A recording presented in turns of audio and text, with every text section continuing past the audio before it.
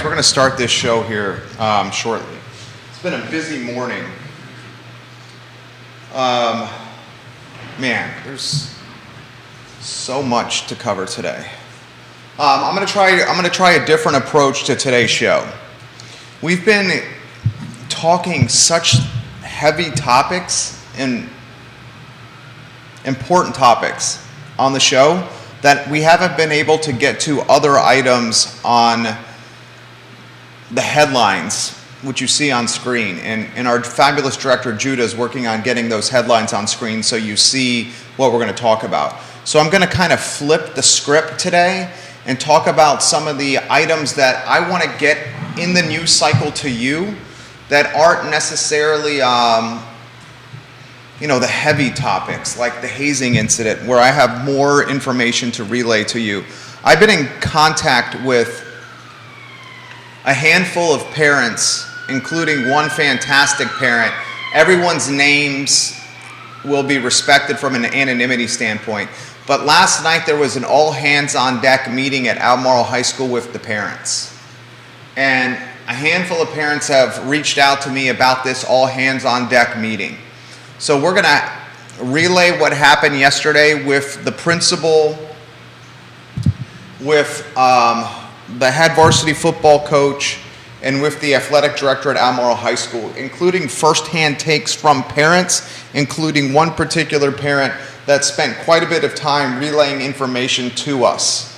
We're going to relay that to you on the program today. First, we're going to get some items out of the notebook that need to be passed along to you. So if you could, give the show a like and a share depending on where you are watching. Ask questions. Get involved. Tell your friends. Tell your friends about the program. We work hard for you. The only thing we ask of you in return is you engage with the show, like the show, share the show, pass it along to your friends. That's the only thing we ask of you for the hard work we're doing here on the I Love CVille network. We're going to start in about 30 seconds here on the program. About 30 seconds. Judah, how are you looking with headlines? I know this was last second. Yeah, Judah's just done a heck of a job today. A heck of a job here with behind the scenes stuff. They're up.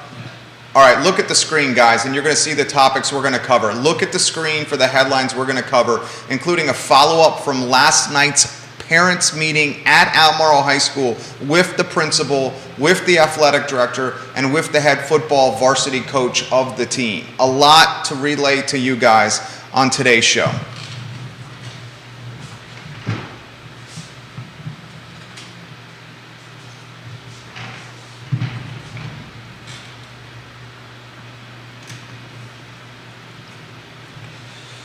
All right, things are looking pretty good here.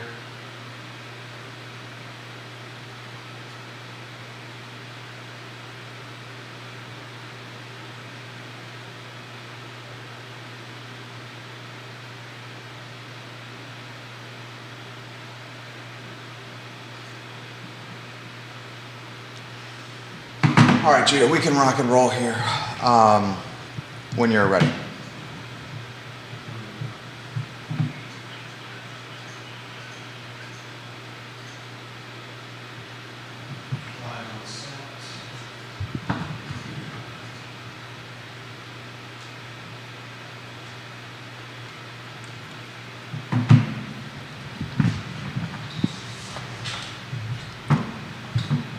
Guys, welcome to the I Love CVille show. My name is Jerry Miller. Thank you for joining us. It's a good Tuesday afternoon to you guys. Thank you kindly for joining us on the program. Our audience is Charlottesville-wide, Albemarle County-wide, Central Virginia, Commonwealth, country, and worldwide on the I Love CVille network.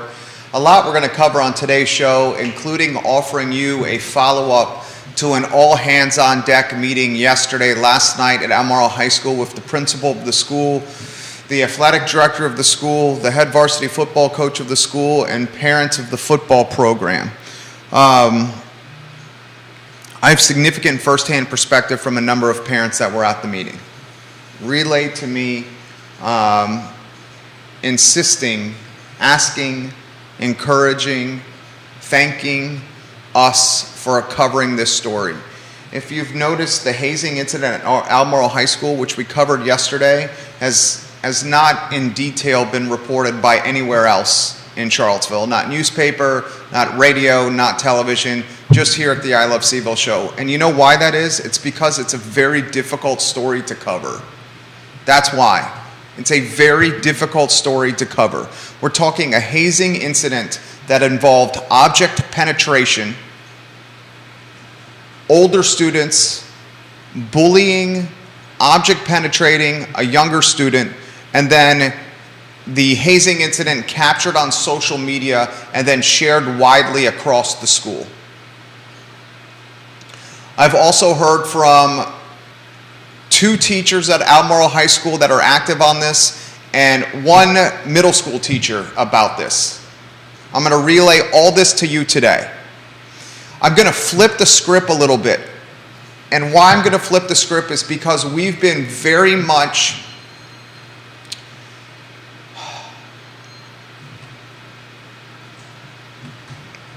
consumed in the depths of this story. I mean, this story is like emotional quicksand for parents.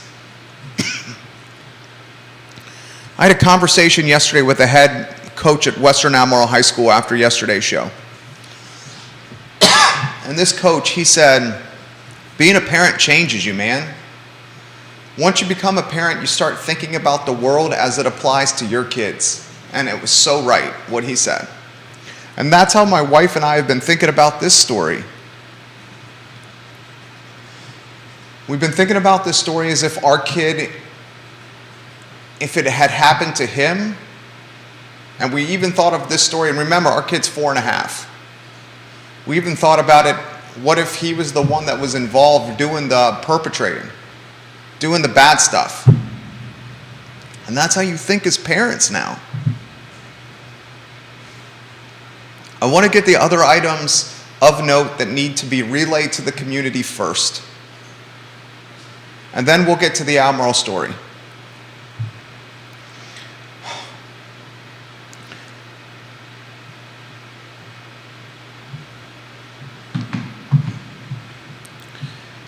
We'll get to the other stuff first, okay? Okay. Yesterday there was a city council meeting. In the city council meeting yesterday, we found out the city of Charlottesville, City Hall, has brokered a deal with York Place on the downtown mall.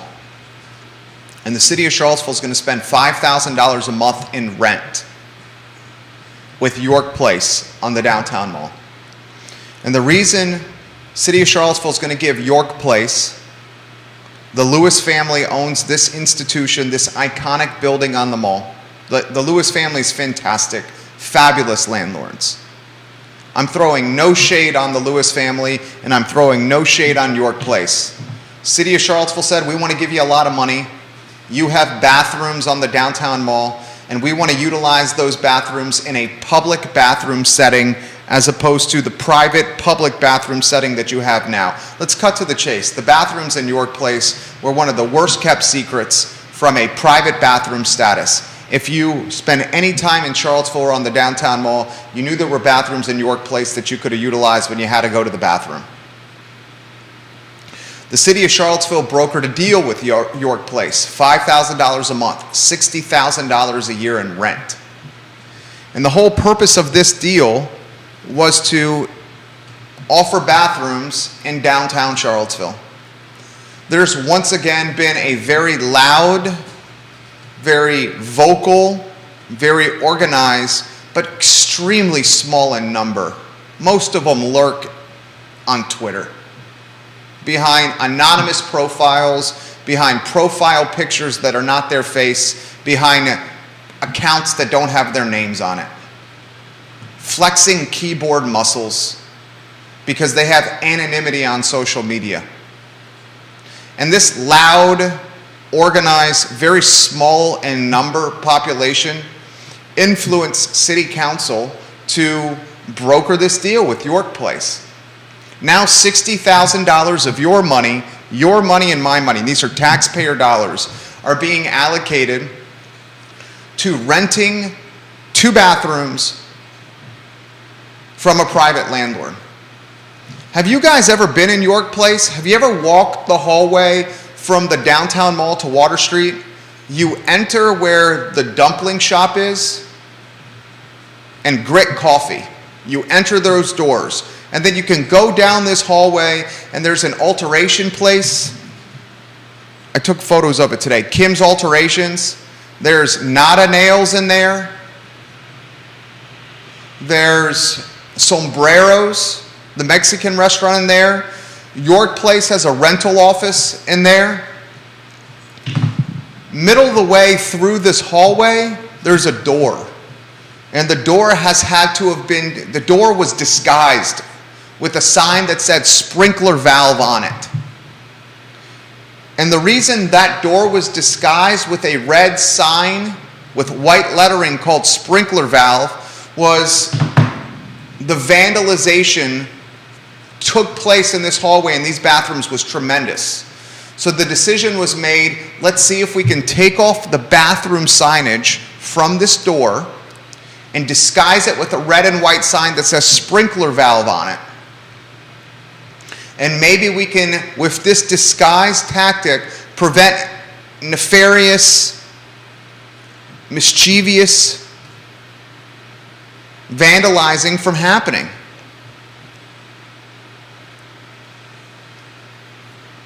So the city of Charlottesville has said, look, we want to rent these bathrooms from you. We're going to give you $5,000 a month, $60,000 a year.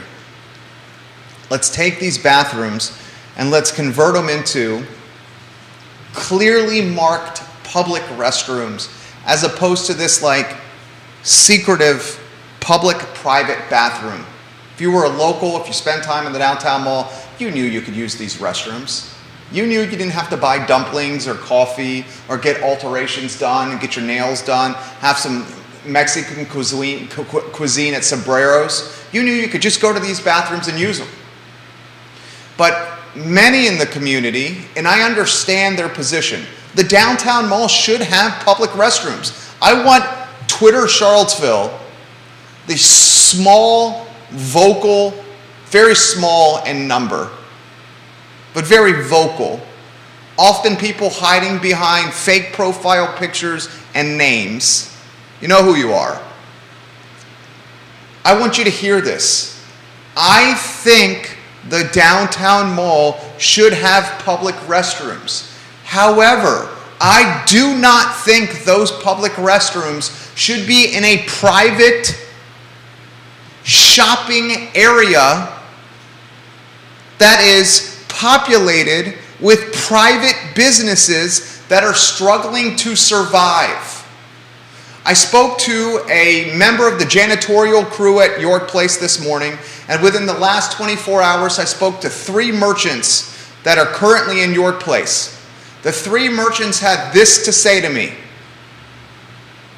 we're struggling to pay our bills. On Thursday, Friday, and Saturday night, we deal with a number of teenagers in and out of York Place, vandalizing the area, doing drugs, vaping, smoking weed in the area, making out, loitering, causing mischief in the hallway from Water Street to the downtown mall. We deal with this constantly. These merchants have confirmed that they've had to spend their own money to create additional safety mechanisms for their businesses in York Place once they're closed from an after-hours standpoint. Not all the businesses in York Place are open in the evening hours, Thursday, Friday, and Saturday night, when a lot of this mischief is happening. These merchants conveyed to me, because of this platform, asked us to get this to you, the community. They said, once these bathrooms become public, they're currently being remodeled right now by the city of Charlottesville. They will become public very soon. The merchants have said, once these bathrooms become public, the collateral damage we will face will be far greater than we have faced so far, because many of the folks in the community did not realize that the bathrooms were even there. Remember, they were behind a door that was disguised that said sprinkler valve on it. Go to I Love Seville Instagram and you will see what I'm talking about. I took photos. I clearly depicted what's going on. After having the conversation with the 3 merchants in York Place, I then had a conversation this morning with the cleaning crew, someone on the janitorial staff of York Place who was in the process of cleaning the hallway and going in and out of the sprinkler valve room where the bathrooms are. I said, tell me what's going on. Here's what she said. These bathrooms every weekend are constantly destroyed to the point where we've had to lock them up at times. Every Monday, I'm in here cleaning some of the nastiest stuff that you will find. Clear drug use is being done in the bathrooms.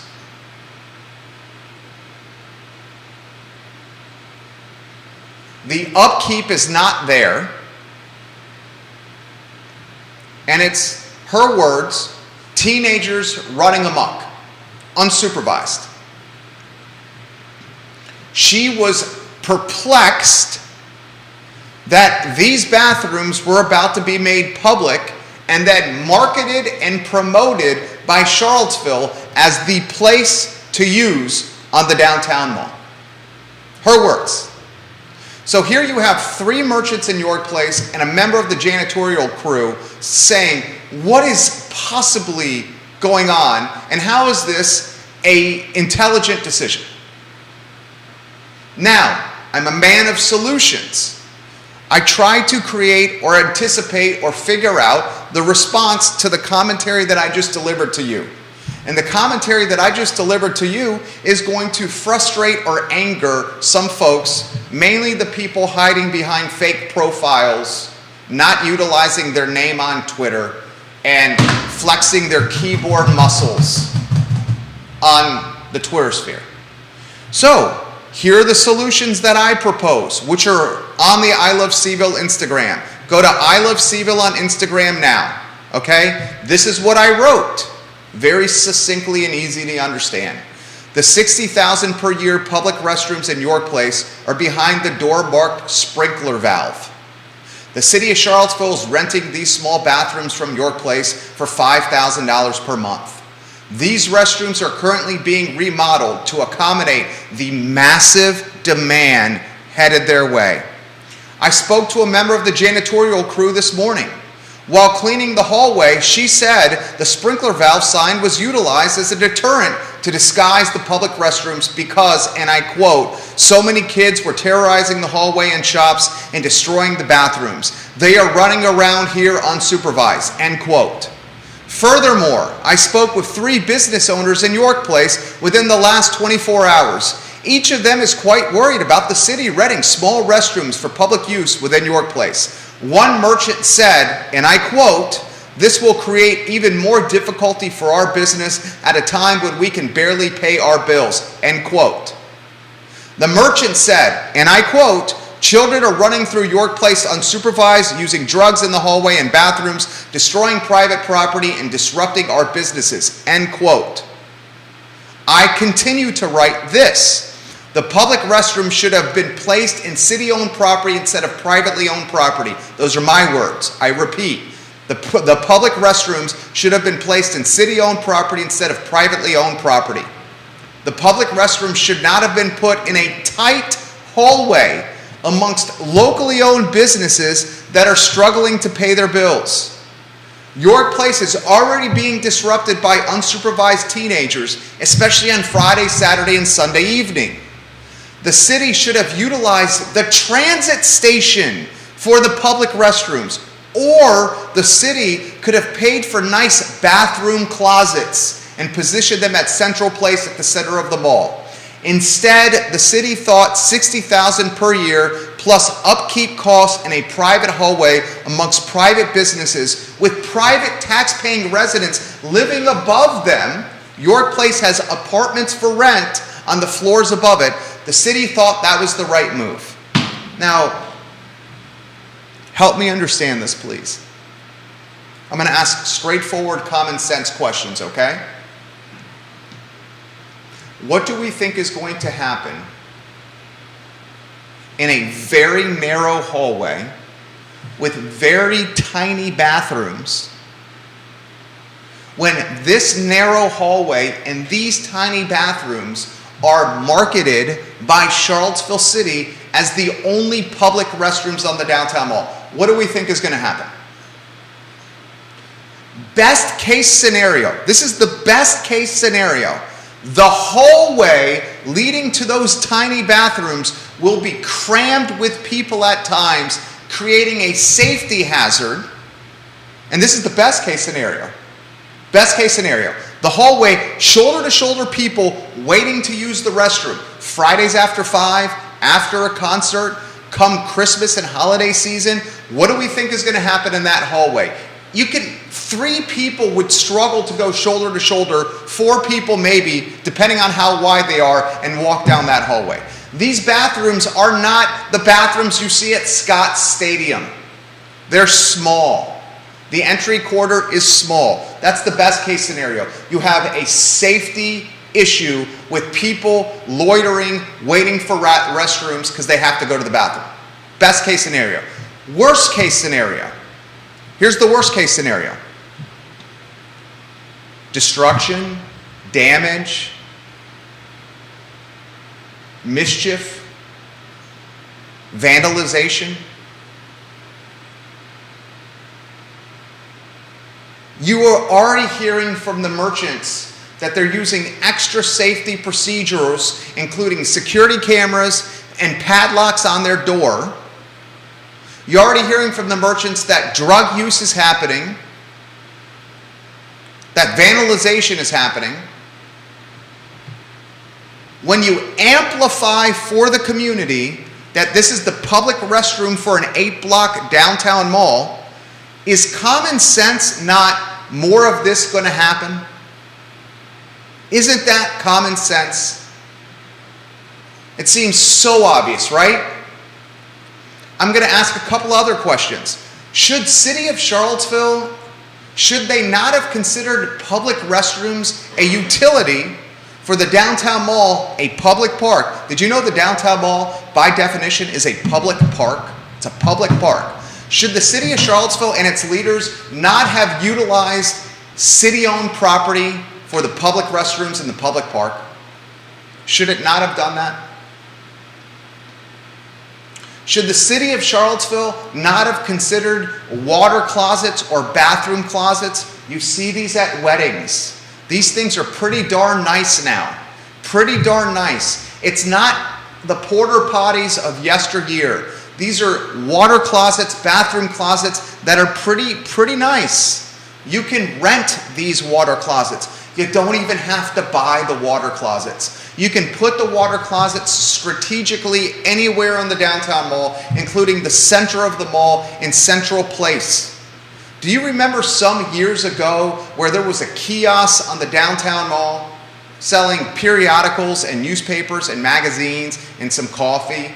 Hell, Chaz Webster, the former food and beverage entrepreneur, at one time was slinging drinks out of that kiosk, running to the box. Remember the box? The box is now Jack Brown's. Chaz used to own the box. They had a damn good quesadilla, a fantastic burrito. That was Atomic Burrito before it was the box. It was Atomic Burrito.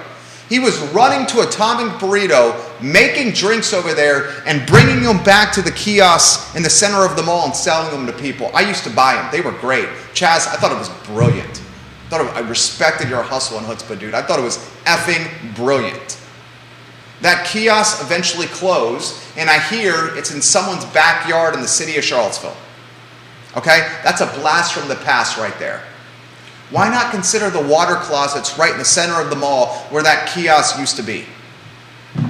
Why not consider the bathrooms that already exist in the transit center where the city controls the property and it's much wider, much more accommodating of large groups of people?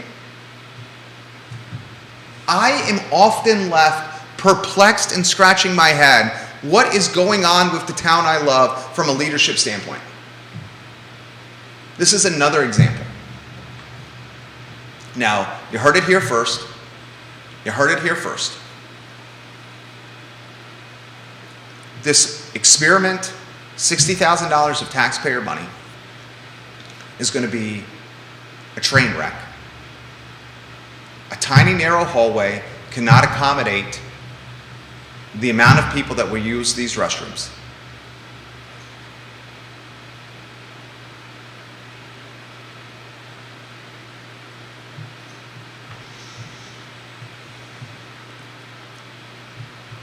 All right. A couple more topics before we get to last night's Albemarle High School parent meeting. Parents in Central Virginia,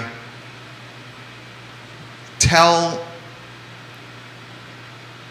your friends to watch what we're about to relay to you. Firsthand from last night's meeting at Albemarle High School with parents, the principal, the athletic director, and the football coach. Before we get to it, a couple other topics. Draft Tap Room is currently being renovated on the downtown mall. 60 taps of beer, fantastic televisions all over Draft Tap Room. They're renovating it. I'm being told it's nearing reopening. I'm very excited for this. You get to try various kinds of beer in different sizes of cups or glasses. You get charged by the ounce. You pour it yourself. It's a fantastic business model, and it offers a great setting for viewing sports. There are few options on the downtown mall to view sports. That's one of them. It's getting remodeled. It's close to being reopened. A couple other topics I want to throw to you. The University of Virginia football team is playing Georgia Tech Thursday night. This is a national televised game. It's on ESPN this Thursday evening. The UVA football team is struggling mightily. Tony Elliott, the head football coach at the University of Virginia, is catching a lot of heat right now. His team is 2-4 overall and 0-3 in ACC play. They had a bye week this past weekend. Let's see how this football team responds coming out of the bye week. There are 3-point underdogs right now. The over-under is at 47 points, the over-under. The Yellow Jackets are a 3-point favorite. They're hosting UVA at Georgia Tech in Hotlanta. The Virginia offense, Brennan Armstrong, this wide receiving core that's super deep, they look like a shadow of their former selves, man. I don't even know what's going on with this offense. They look like a shadow of their former selves. Defense is actually playing pretty darn well. Thursday evening, 7:30 p.m., UVA at Georgia Tech. Couple other items that we're going to get to.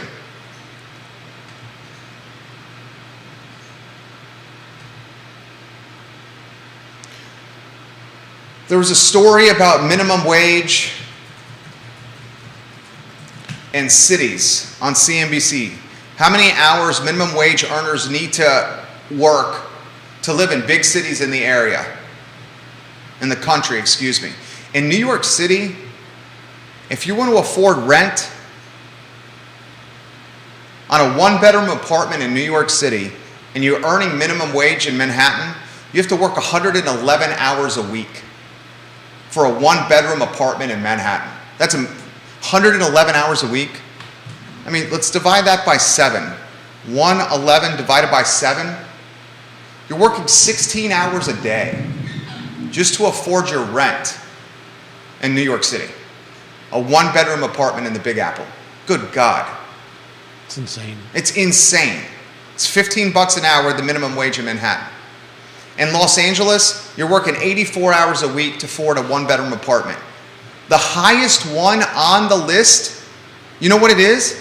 Dallas, Texas, because there's limited housing. The supply is smaller than New York City. And this is according to CNBC. The article's online. You can find it. The article is headlined, minimum wage workers in New York City need to clock over 100 hours a week to afford rent. In Dallas, Texas, you have to, excuse me. San Jose, California is the worst. In San Jose, California, with a minimum wage of $16.20, you have to work 141 hours a week. 141 divided by 7 days in a week, you're working 20 hours a day in San Jose, California, if you're making minimum wage, just to afford a one-bedroom apartment. Couldn't even do that with a couple. 20 hours a day. A couple would have to work 10 hours a day, each of them.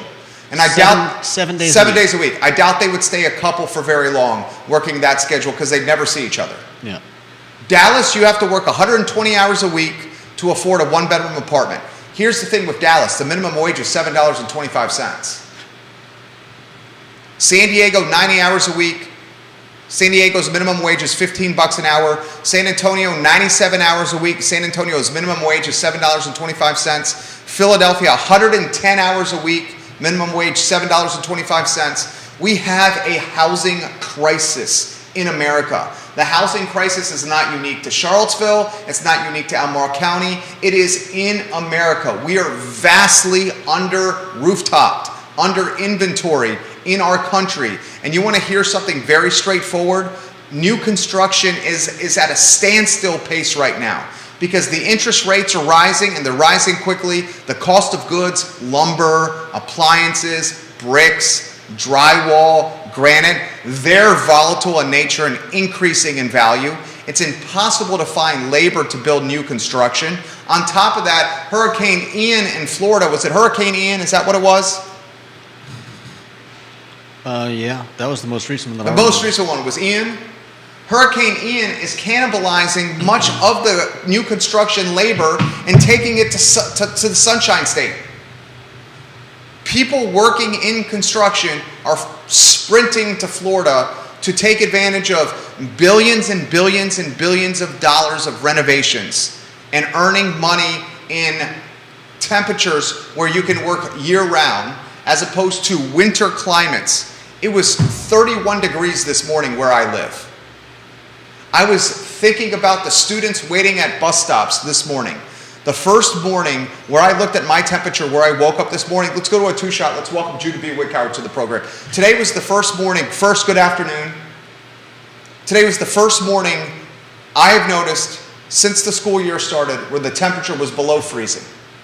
Yeah, I can usually just head out with the sweater on, but not this morning. I had to put on a jacket. Right. First one. For you, so far since school started, high school, middle school, elementary school? Yep. I sympathize with the parents and empathize with the students that moving forward, it's going to get colder, not warmer. That's called winter. Happens every year. Happens every year. They're going to be sitting in bus outside, standing, sitting, huddled, cuddled, bundled, waiting for buses that are hours late. Hours late. That's a crisis. Two other items before we get to the hazing story, where we're going to spend a half an hour on this show. The I Love Seville, our company, I Love Seville, this Miller organization that we've created, we're going to launch a nonprofit. It's going to be called the I Love Seville Foundation. And the I Love Seville Foundation, we're going to have a website, we're going to have a portal, a web portal, we're going to have a brand. It's going to be mobile responsive, the website. It's going to respond to your computer screens, your iPads, your tablets, your smartphones, and it's going to encourage the community to engage with it from a nonprofit standpoint. And the whole point of the I Love Seville Foundation, nonprofits in the area that are struggling for branding and advertising, for fundraising, and for awareness, they're going to apply through the I Love Seville Foundation. And the I Love Seville Foundation and our team here in the Macklin building will, pro bono, absolutely free, no charge to the nonprofits. We will welcome them on the I Love Seville show. We will help them from an advertising and branding standpoint. We will help them from a strategy and fundraising standpoint, no charge to them. I'm going to pick one nonprofit every quarter. We're going to spotlight them on the show. Judah will be a part of the decision making. The team will be a part of the decision making. My wife will be a part of the decision making. You guys, nonprofits, will apply through the I Love Seville Foundation, and we will offer you pro bono services over the course of a 90-day period. 4 nonprofits a year will be spotlighted through the I Love Seville Foundation. On the show, on all our social media channels, on our massive reach e-newsletter and our website. We will help you from a fundraising standpoint and an awareness standpoint. No charge to the nonprofit. And you know why we're going to do that? Because it's the right thing to do. Because it's the right thing to do. 15 years, this coming May, I've been self-employed, running businesses, my businesses. And the community's been great for us. Great for us. And we're going to give back.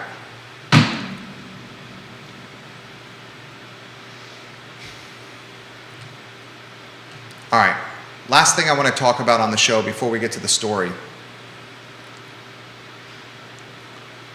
of Albemarle hazing on the football team, object penetration, that was then circulated via social media throughout the entire school and much of the community. I found out last night, dude, that video, the hazing incident, wasn't just shared at Albemarle High School. It was shared at other high schools in Central Virginia. Oh, man. Let's go Police Civilian Review Board, Police Civilian Oversight Board. Hansel Alejandro Aguilera, the first executive director of the Police Civilian Oversight Board, has resigned, and it's effective October 21.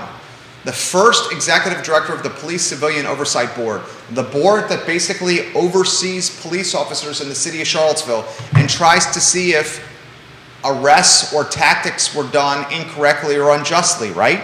That's the whole point of an oversight board. The executive director, the first one hired by Charlottesville City, has already resigned, and he hasn't even been on the job a year. He is heading to the West Coast, to Berkeley, California, where he's taken a job that's offering him significantly more money.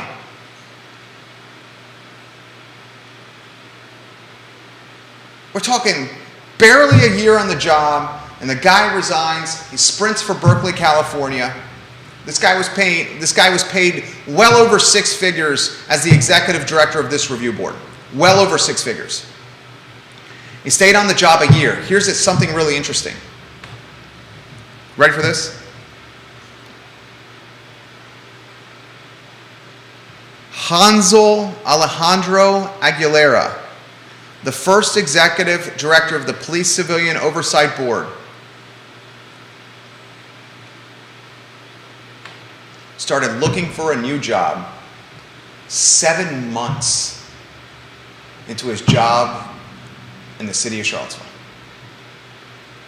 7 months in. What does that tell you?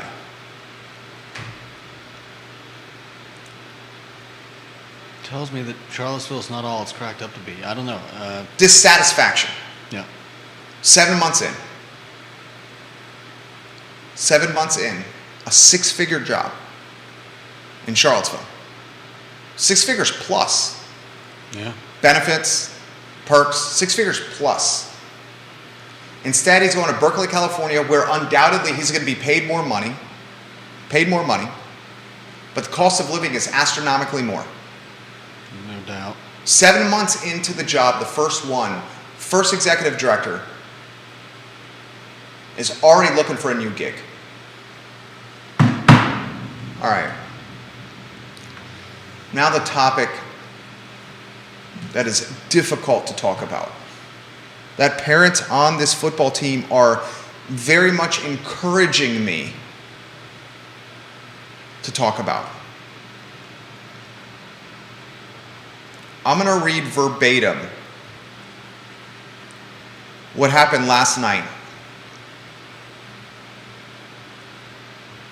from a parent that was in attendance, okay? We're not going to utilize this person's name. You read it as well, did you not? Yeah. Did you read it? Yes? Yeah. Okay.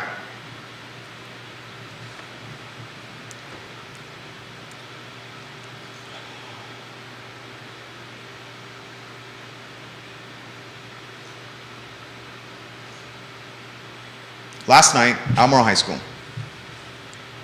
Parents invited by the principal and one of the teachers who listens to this show. I respect her very much. She's offering background as well, including how to pronounce this principal's name. Dara rhymes with Sarah. Sarah? Dara? Mara. and last name Bonham. The principal's name, Dara Bonham. Thank you, teacher, for helping me pronounce this name and offering this substantial background here, which I will also relay to the viewers and listeners after passing along this firsthand account from a parent that was in attendance last night. Principal Dara Bonham, the athletic director of Albemarle High School, and Coach Brandon Isaiah were in attendance, according to this parent. This parent said the athletic director, the athletic director, had to leave in the middle of the meeting for something that happened in the field hockey game that was going on at the same time as the parent meeting. This meeting was last night in the lower cafeteria at Albemarle High School. The parents said they believed the meeting was supposed to mostly be about assuring the parents that the kids were safe at school, assuring the parents that it's still a family at Albemarle High School with its football program and athletics. And it was done in a lot of ways as a pick-me-up for the parents after this post-hazing incident. The hazing incident, if you didn't watch yesterday's show, I'll give it to you in a nutshell. A nutshell. I don't even want to talk about this stuff.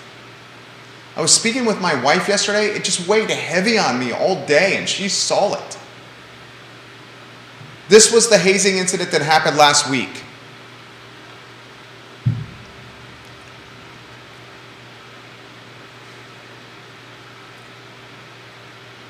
JV football team. Older kids on the team hazed a younger player on the team. And they hazed this younger player through object penetration.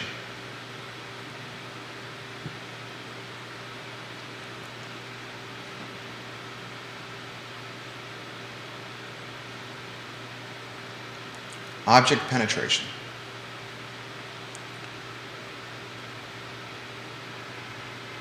Other athletes, student athletes, kids, JV football players in the locker room videoed and recorded the object penetration and then circulated it all over social media, where much of the school, Albemarle, has seen the video now of the young man being object penetrated.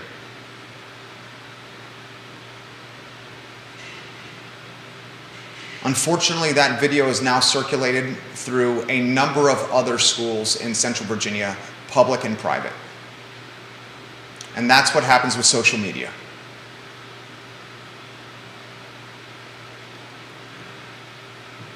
We talked yesterday, Judah and I don't want to speak for you, so you jump in anytime you want. I'm not speaking for you on this topic, okay? Everyone has on this topic, you're on your own. And you don't even have to go into this arena if you don't want to, okay? This arena comes with collateral damage. I said yesterday, prosecute to the fullest extent of the law. Even calling this hazing, I don't even think is an applicable description of what happened. No. The more that I think about this is rape. Yeah. This is rape. This is rape in a group setting. Not one-on-one rape, which is god-awful, but group rape. This is child pornography because it was recorded and then circulated. This is multiple crimes. The police are actively investigating this. Actively. This is as deplorable of a story as I've ever heard. Yeah. Anything you with that? Yeah, definitely. I agree completely that this was rape, and I think no matter where you find it, it's pretty much the most despicable thing you can do to someone, apart from murdering them. Right. It's violence to every part of not just physical but mental, emotional. It's horrendous. Horrendous. Thank you. Yes. Something that will linger with the young man and his family for a lifetime. Yeah. So let's go back to the firsthand account of what happened at the meeting last night. Albemarle County principal was in attendance. Brandon Isaiah, the head football coach, was in attendance. The athletic director was in attendance. The athletic director had to leave in the middle of the meeting for something that happened in the field hockey game, according to the parents. The meeting was in the lower cafeteria. The meeting was supposed to be a reassurance meeting. Good God, out of touch, reassurance, we're family. Those are my words, that's not the parents. Of course, they asked the parents in attendance, do you have any questions? If I was in that meeting, I'd be the first raising my hand. My wife knows this. I'd be my first raising my hand asking questions, and I wouldn't just ask one. Multiple parents immediately asked questions. First, the room went completely quiet. Then a parent asked, if it's so safe at schools, where were the coaches during all this? The parents relaying this information to me also said this, Jerry. The junior varsity football team at Albemarle High School has a lot of players on it, nearly 60 players on the roster. They used to have a 9th grade football team, but that is no longer an option, 9th grade football. So now you have 8th graders, 9th graders, and 10th graders on the JV football team, and they don't cut anyone anymore from the football team at the JV level. That's a problem right there. No cuts. So you have too many people on the roster. Mm-hmm. 8th grade, 9th grade, and 10th grade on this JV team. Nearly 60 players on the team. That is so many kids. 60 players nearly on a team. That right there is a recipe for disaster with a coaching staff that is not necessarily trained in child management, teenage management, having to manage nearly 60 kids. You see what I'm saying? Yeah. You think teachers are underpaid? Teachers are severely underpaid. You know who else is severely underpaid? Junior varsity football coaches that make nothing, like barely anything at all. Like a little tiny stipend. And then they're having to manage nearly 60 kids on a roster? Jesus. That's a recipe for disaster. Because you're not going to make any cuts on a roster. Give me a break.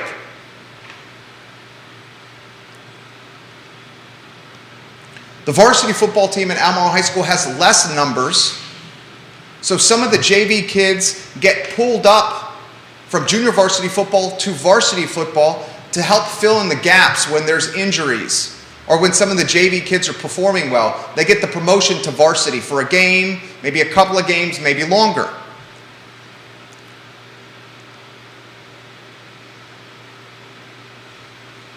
The JV locker room is in the school building near the gym. The varsity locker room is in the field house near the football field. The three main, is the word culprits? Yeah. Perpetrators? Those both work, I think. The three main culprits, perpetrators, were JV and varsity players. Playing on both.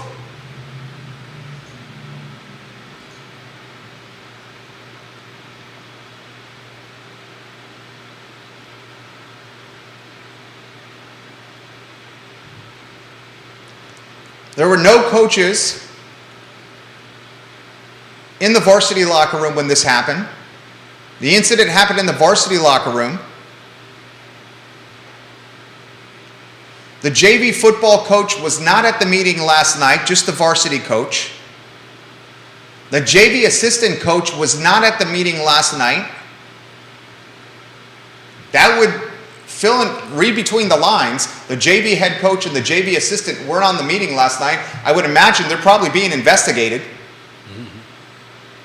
Albemarle County Public Schools is doing whatever it humanly can to limit legal exposure through this. So how you limit legal exposure is you start to silo communication.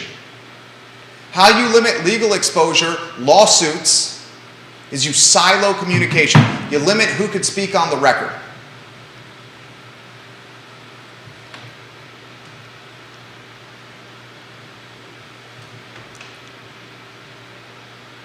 Parents were wondering why the coaches weren't in the locker room when this happened. When those questions were asked, when pointed and direct questions were asked to the principal, Dara Bonham, the athletic director, and the head varsity football coach, they chose this path, which frankly is the smart path. It's an infuriating path, but the path they chose was, we cannot comment on this because it's an ongoing investigation. You have to take that path. It's frustrating as all hell to take that path for those asking the questions, especially the parents, but they have to do it to limit legal exposure.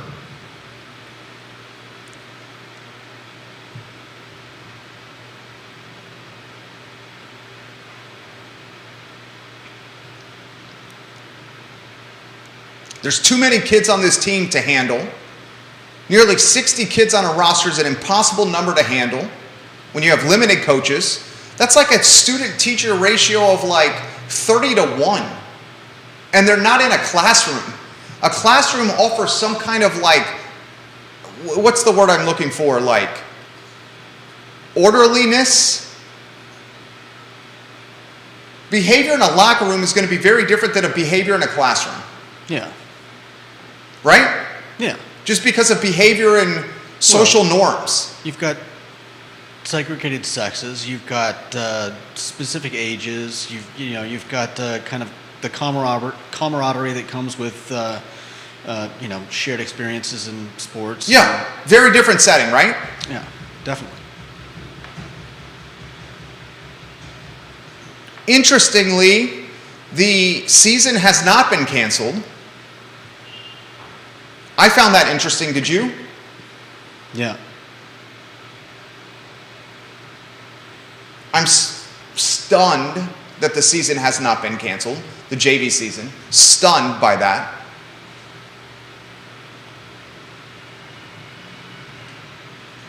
I mean, initially it sounded like a lot of people were watching this. I don't know how many were actually in the locker room when it happened. If it was just, 3 or 4, then I can, maybe understand how they've weeded out who was involved and they're going to let the rest continue. But yeah, if it was a larger issue, I would take issue with them not shutting the whole thing down. But, it's not our decision. We don't have all the details. Right. I'm getting past directly from the parents what's going on. I'm going to read directly from a teacher within Albemarle County Public Schools. What was texted to me this morning.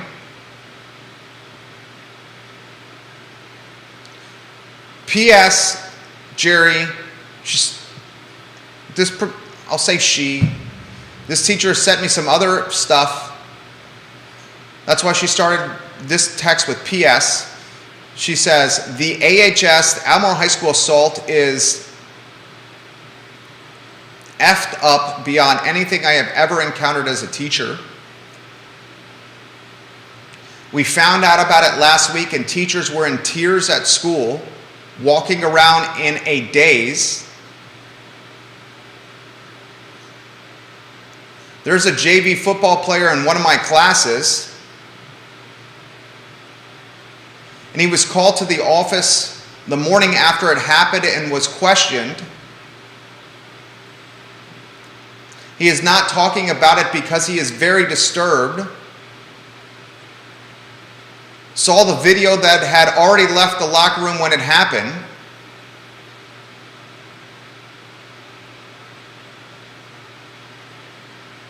And she, like all the parents that are contacting with me, have said a lawsuit should be on the horizon. That's good.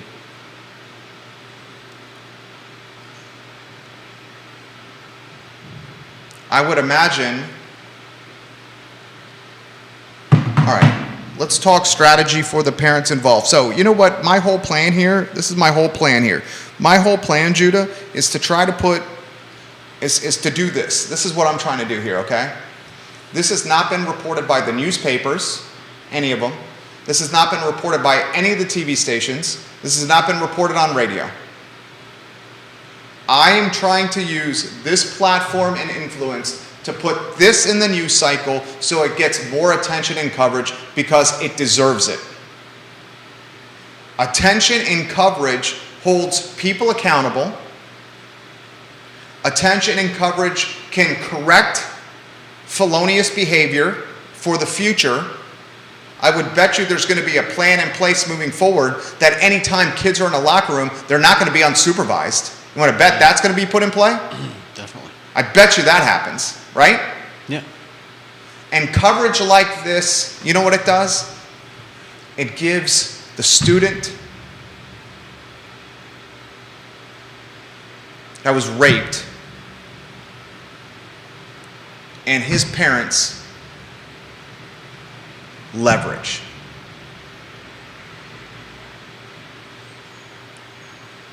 And nothing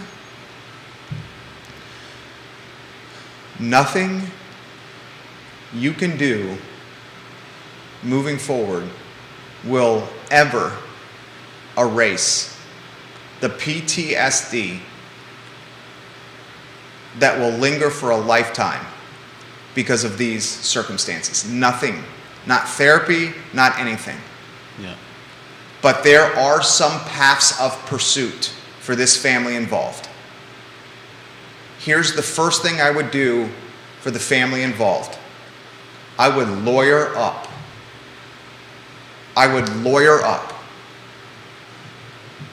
I can suggest a fantastic law firm in Mickey Hamlet. Mickey Hamlet, Charlottesville Downtown Mall, right behind Truist Bank. Fantastic law firm. I can even suggest individual attorneys for you if you need me to, that I've worked firsthand with. Reach out to me if you want suggestions. I will legitimately suggest individual attorneys that you can utilize that will fight like a dog on your behalf. Lawyer up. First step. Second step. The utter pain you are feeling now is not going to go away. But accountability may offer some closure potentially. And that accountability must be pursued through an attorney and may yield a significant payday. Albemarle County Public Schools will not, in court, fight this in any capacity because of the PR you-know-what storm that would come with fighting this in court. Lawyer up.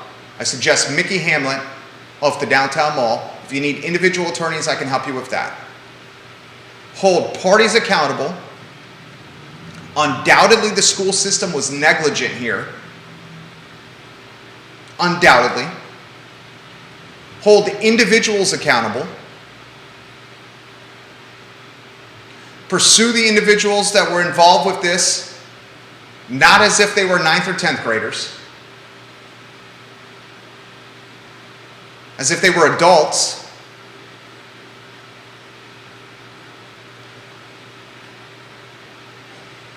Understand that this is going to take a long time, and ACPS is going to try to drag this out. That's a tactic utilized in cases like this. But the folks I know at Mickey Hamlet won't let that happen. They'll keep the momentum going. This is a significant payday. And while all this stuff is not going to alleviate the pain and the heartache and the damage that you're feeling as a family, what it may do is prevent this from happening again to another young man or young lady.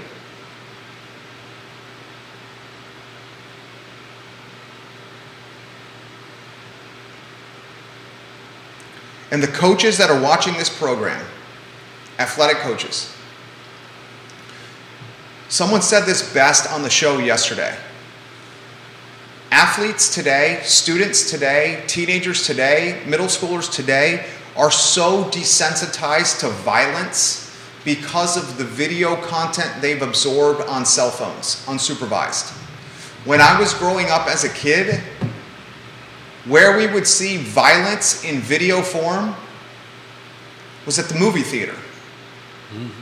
And there were R-rated movies that you could not get into unless you were what, Judah? Was it 17, 18 to get into an R movie? It was different if you had your parent with you, right? It was either 17 or 18 to go see an R-rated movie. Something like that, with a parent. With a parent. Yeah. They couldn't go unsupervised. Yeah. Right? When we were kids? Not like, yeah, NC-17 was, you had to be 17 at least. Rated R is probably 17 as well. So, with a parent. But it was with a parent. Right. If you were under. So when we were growing up, when you viewers and listeners were growing up, we didn't have this kind of video content to desensitize us. We also knew that the movies were movies. Like, you could go see some pretty crazy stuff in horror movies, but you knew it was fake blood. And nowadays you can see all of the worst of humanity if you go looking for it. Anytime you want. And it's not fake blood, and it's not, it's not stunt people. It's human putting beings on a fake fight. It's real people being human. Right. Being the devil. Sometimes. I mean, you... Definitely in this case. Yeah. All over TikTok, all over YouTube, yeah, all over Instagram. Anytime you want, with no age restrictions, 24/7, 365, with the tap of your fingertips. If that is not having a psychological damage on the next generation, you are not being true to yourself. It's destroying our empathy. Say it again. It's destroying our empathy. Amen. Well said. EQ is something in the past. Not necessarily EQ, but there's emotional intelligence. Some similar. Yeah, I know.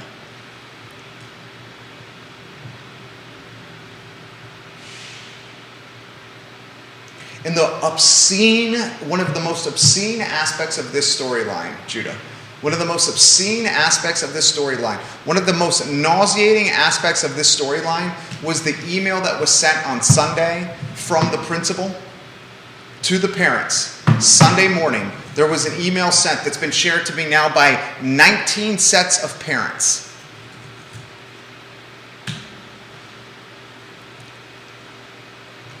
And this email was sent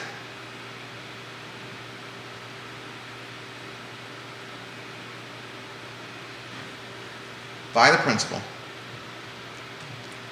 on Sunday, October 16th at 8:33 in the morning, this past Sunday. And in the email from the principal wrote to the parents, "Some of you may be aware of a recent article in the Crozet Gazette by Lisa Martin, an article that was based upon comments from a few former and present teachers at our school. The article reflected negatively on our school and our school climate. It was based upon the views of a few teachers and former teachers who disagreed with division policies and who exaggerated some issues about our school. There are issues that were raised in the article we must address, and I understand they may be concerning. As important, however, and what was missing from the article was recognition of the incredible successes that occur every day at Albemarle High School with our staff and students." What does that have to do with this story? It shows the following. This story about the hazing, the third party, the object penetration, Yeah. happened last week, right? In the middle of the week. And then on Sunday morning, after this incident happened, the principal wrote an email to the parents in the AHS Weekly Connect newsletter and explained to them that the teachers in the Crozet Gazette article exaggerated what happened at Albemarle High School. It is the most out of touch form of communication you can imagine.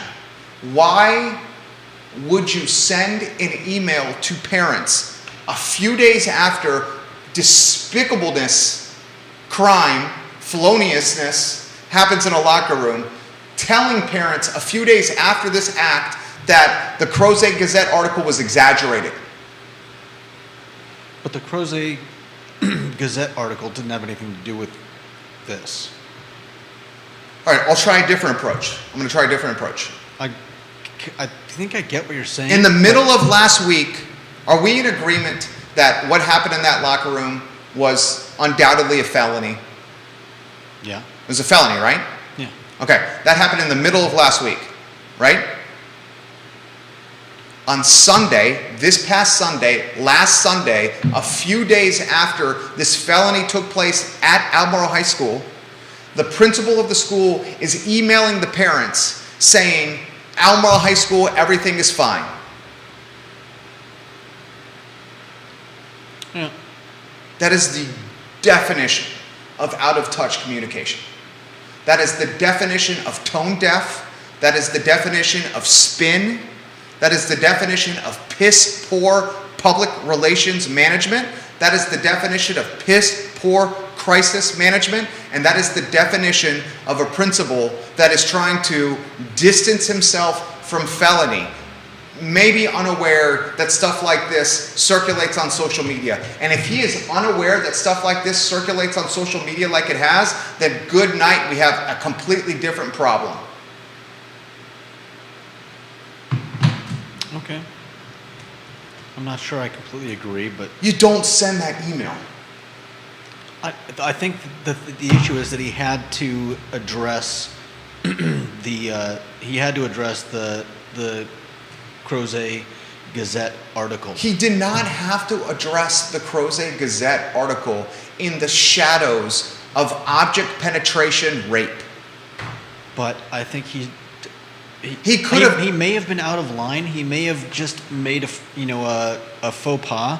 But he probably thought he had to make. He was probably getting hit from all sides like you are. Oh, no with doubt he was people getting hit from sending all him stuff. sides. And so he needed to address the Crozet Gazette article. He did not need to address the Crozet Gazette article a few days after object penetration rape on his campus. You might be right. That is tone deaf, out of touch, and piss poor PR and crisis management.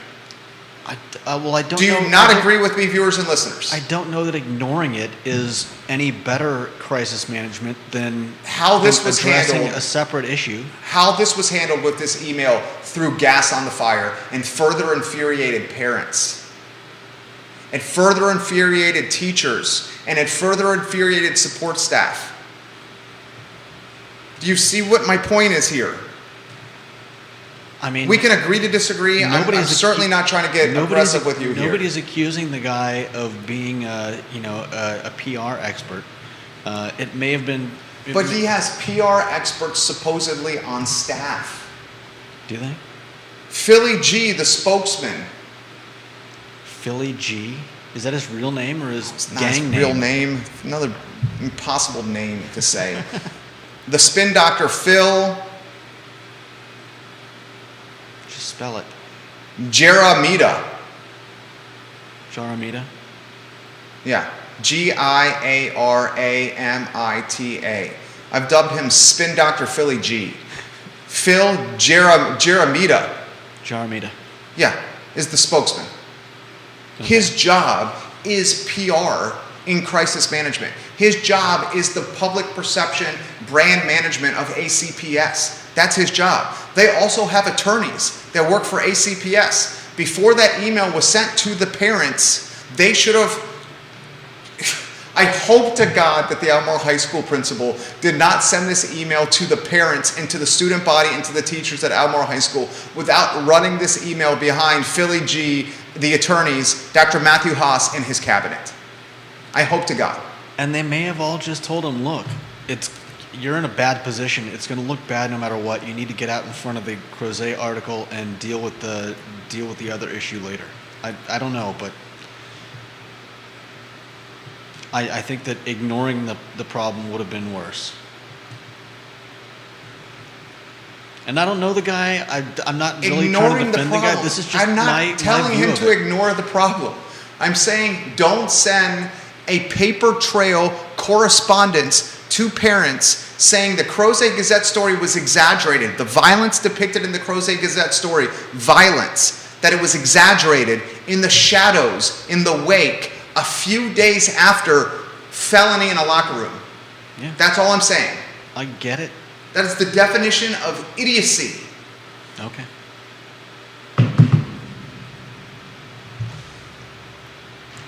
Parents, I will continue respecting your anonymity. Teachers, I will continue respecting your anonymity. I'm trying to respond to as many of you that are contacting us. It's becoming more difficult because I'm getting a lot of contact. I will, however, respond to you. I promise you have my word as a man that your anonymity will be respected. And you've seen it already with how I go about things on this program and this platform. Okay? That's why we get this stuff, because we understand our word is our bond. Send it, please. And the parents of the child that have gone through this, that has gone through all this stuff, in conclusion, Mickey Hamlet, the law firm, they will fight tooth and nail for you. If you need recommendations of individual lawyers, I'm happy to pass them along. Hold everyone in this scenario accountable. The students that object penetrated, adult, not students, pursue as adults. You are not only fighting for some potential closure and some healing, which I don't even think will come from this, but you are certainly doing it for students in the future who may be at risk of similar circumstances. And lastly, whether it's worth anything to you, I think you're looking at millions of dollars from the Albemarle County Public School System in a payout. Millions of dollars. And if you think ACPS is going to fight you over this, contact me if they choose to fight you, because I will highlight how obscenely out of touch a school system will be about fighting in a circumstance like this, as opposed to settling. Because that is a PR nightmare that needs to be relayed to the community. I'm Jerry Miller. That's the I Love CVille show.